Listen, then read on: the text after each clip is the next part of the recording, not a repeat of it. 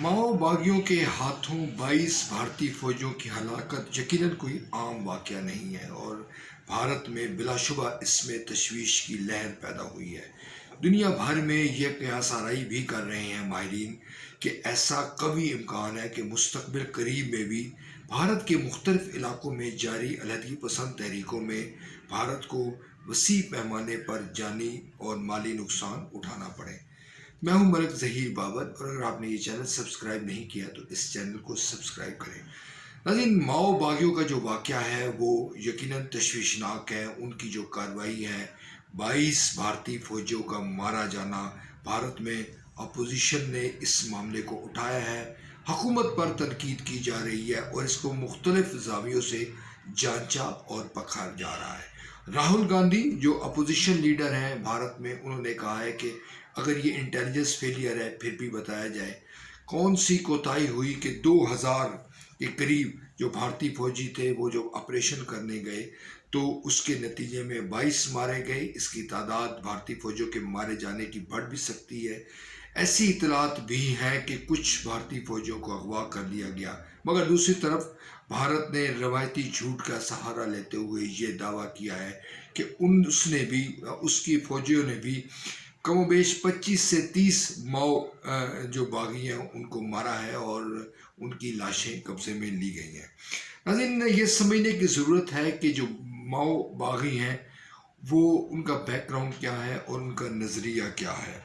چھتیس گڑھ کا علاقہ جہاں پر ناظرین یہ واقعہ پیش آیا ہے، وہاں پر 36 قلعے ماضی میں ہوا کرتے تھے مختلف راجاؤں کے، اور اسی مناسبت سے یہ علاقہ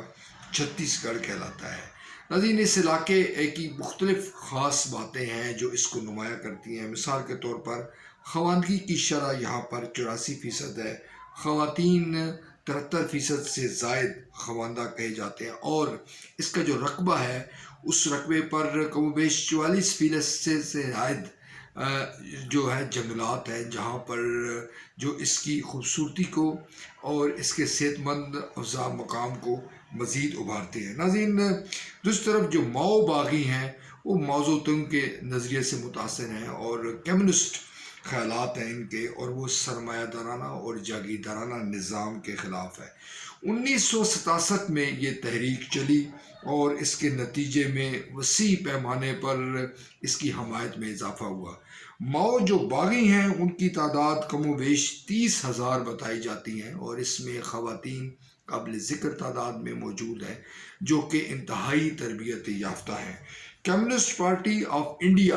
یہ اس کا سیاسی ونگ کہلایا جاتا ہے، اور یہ سمجھا جاتا ہے کہ ماؤ باغی جو ہیں وہ ایک مسلح تحریک شروع کر رہے ہیں، مگر جو ان کا سیاسی ونگ ہے وہ کمیونسٹ پارٹی آف انڈیا ہے۔ ناظرین، یہ بھی خیال کیا جا رہا ہے کہ یہ جو تحریک ہے اس میں نچلی ذات کے بڑی تعداد میں لوگ اس میں شامل ہوئے ہیں، اور چھتیس گڑھ کے کئی علاقوں میں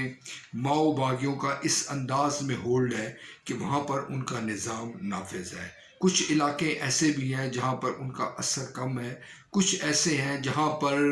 وہ بالکل ہی ان کا اثر غیر معمولی نہیں ہے، مگر یہ کہا جا رہا ہے کہ مختلف علاقوں میں یہ تحریک بڑی تیزی کے ساتھ پھیل رہی ہے۔ دوسری طرف جو مودی سرکار ہے وہ یہ الزام لگا رہی ہے کہ ماؤ باغیوں کو چین کی حمایت حاصل ہے اور چین انوالو ہے اس تحریک میں، اور یہ جو بڑا جانی نقصان ہوا ہے اس کی بنیادی وجہ بھی یہی ہے کہ بیجنگ اس کی بھرپور انداز میں حمایت کر رہا ہے۔ دوسری طرف چین کی جانب سے خاموشی ہے، اور چین نے کبھی بھی ایسے الزامات کا جواب دینا مناسب یوں نہیں سمجھا کہ بیجنگ کا یہ کہنا ہے کہ وہ کسی طور پر کسی بھی ملک کے اندرونی معاملات میں مداخلت نہیں کرتا۔ ناظرین، حقیقت یہ ہے کہ بھارت کی یہ اندرونی کمزوریاں ہیں، مقبوضہ کشمیر کی صورتحال ہو یا ماؤ باغیوں کی تحریک و غرض درجنوں تحریکیں اس وقت بھارت میں چل رہی ہیں جو بھارت سے آزادی کا مطالبہ کرتی ہیں، جو یہ خیال کرتی ہیں کہ بھارت کی جو وفاقی حکومت ہے، نئی دہلی میں جو بھی سرکار آتی ہے وہ ان کا عملاً استحصال کرتی ہے، لہٰذا آزادی کا حصول ان کا حق ہے۔ دوسری طرف یقینی طور پر بھارت طاقت کا استعمال کرتا ہے، بربریت کا مظاہرہ کرتا ہے۔ بھارتی جو فوجی ہیں وہ انتہا پسند کہلانے والی جو قوتیں ہیں یا جن کو وہ انتہا پسند کہتے ہیں، ان کے خلاف کارروائی کرتے ہیں، ان کو باغی ڈکلیئر کرتے ہیں، ان کو حریت پسند نہیں کہتے، اور مختلف ہیلے بہانوں سے ان پر ظلم و جبر کا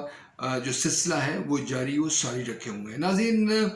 موجودہ حالات جو ہیں وہ اس وقت کسی طور پر بھارت کے حق میں جاتے ہوئے دکھائی نہیں دے رہے، اور